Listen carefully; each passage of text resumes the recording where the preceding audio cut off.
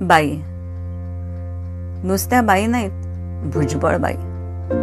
आमच्या भागातल्या लेडी अमिताभ. सणसणीत उंची लाभली होती त्यांना. अंगकाठी मात्र काठी म्हणावी इतपतच. नऊवारी नेसायच्या, दोन्ही खांद्यांवरून पदर, चालणं भराभर. कारण सगळ्या स्वयंपाकाच्या घरांची वेळ पाळून घरचंही सांभाळायचं. स्वयंपाकाची घरही लांब लांब. त्या सगळ्या भागात भुजबळबाई एकट्याच हे काम करणाऱ्या आणि टिकून राहिलेल्या. प्रत्येकाच्याच घरातला एक सदस्य बनलेल्या. त्यांना आमच्या घरी आणलं आमच्या मागे राहणाऱ्या वितोंडे काकूंनी. त्यांना पाहून आईच्या चेहऱ्यावरचे भाव जरा बदलले. त्याचं कारण त्यांचं सतत नाक वर ओढणं, कायम सर्दी असल्यासारखं. आईला गरज होती. भुजबळबाई कामावर यायला लागल्या. सुरुवातीला हे एकच घर होतं, मग पुढे वाढत गेली घरं. आमच्या घरामागच्या 2 गल्ल्या ओलांडल्या की त्या राहत.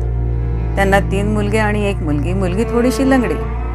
त्यांचा नवरा पोस्टात होता म्हणे, पण ती नोकरी काही त्याला झेपली नाही. एका मुनिमाच्या पिढीवर लिखापडी करायचा.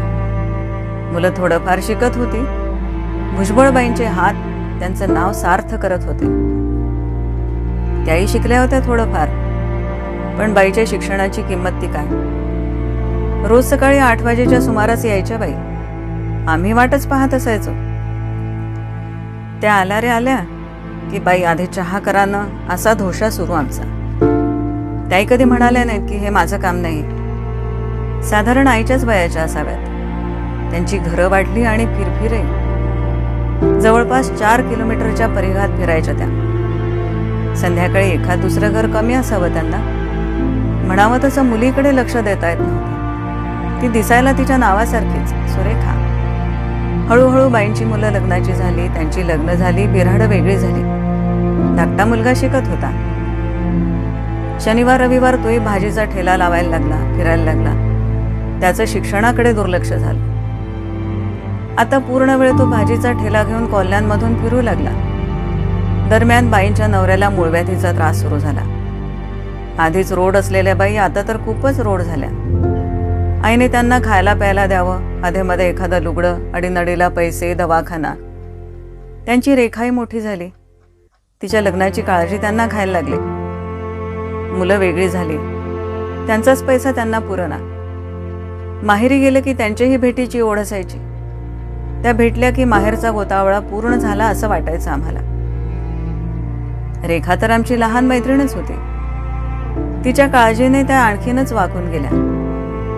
आधीच नवऱ्यापेक्षा उंच म्हणून वाकून चालायच्या. आता त्या खरंच वाकल्या, पण काम सोडू शकत नव्हत्या. नवरा अंथरुणाला खिळलेला, मुलांनी पाठ फिरवलेली. धाकटा कधीतरी कर्तव्याला जागायचा. रेखाला तिच्या पायासह स्वीकारणारं स्थळ मिळालं 12 मैलांवरचं. पण त्यांची अट होती की रेखानं माहेरी यायचं नाही की यांनी तिच्याकडे जायचं नाही. मनावर धोंडा ठेवून उधार उसनवार करून शेवटी बाईंनी रेखाचं लग्न लावलं. रेखाचं सासर श्रीमंत, पण पैशानच. पोरगी सुखात राहील असं बाईंना वाटलं. भेट नव्हतीच. एकदा रेखानेच हिंमत केली. काहीतरी कारणानं अमरावतीला येऊन आईला भेटली. तासाभराचीच भेट जेमतेम. दोघीही नुसत्या रडत होत्या. मग अशीच अधूनमधून रेखा येऊ लागली. एकदा मात्र राजरोस आली. वडील गेले तेव्हा. वडिलांना स्मशानात ठेवून सारे घरी आले आणि रेखाच्या घरच्यांनी तिला चल म्हणून सांगितलं. बाईंनी खूप विनवण्या केल्या, राहू द्या राहू द्या म्हणून. मग कायमचीच ठेवून घ्या म्हणाले. बाईंनी रेखाला जवळ घेतला आणि त्यांच्या सुपूर्द केला. बाई 70ीत पोचल्या. त्यांचं घर आता खूप लांब गेलं होतं. आता कामही होत नव्हते. स्वयंपाकाच्या जोडीला त्या पापड कुरड्या करून विकायच्या. तेच थोडंफार चालू होतं. रेखाच्या सासरचेही थोडे निवळले होते. रेखाही येत होती मुलासह. अचानक अपघातात बाईंचा मधला मुलगा बाल्या गेला.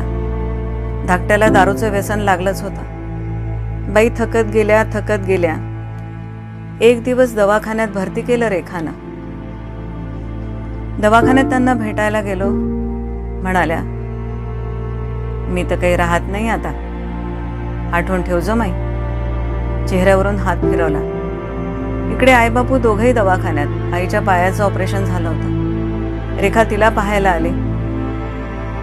आईने क्षणभर तिला ओळखल्यासारखं वाटलं. तेवढंच आई घरी आली. भुजबळबाई घरी आल्याच नाहीत.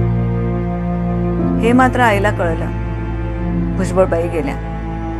2-1 महिन्यात बापू गेले. बापूंनंतर 1.5 महिन्यात आई गेली. तिघांचं हे गुप्त मैत्र आम्हाला ते गेल्यावर कळलं.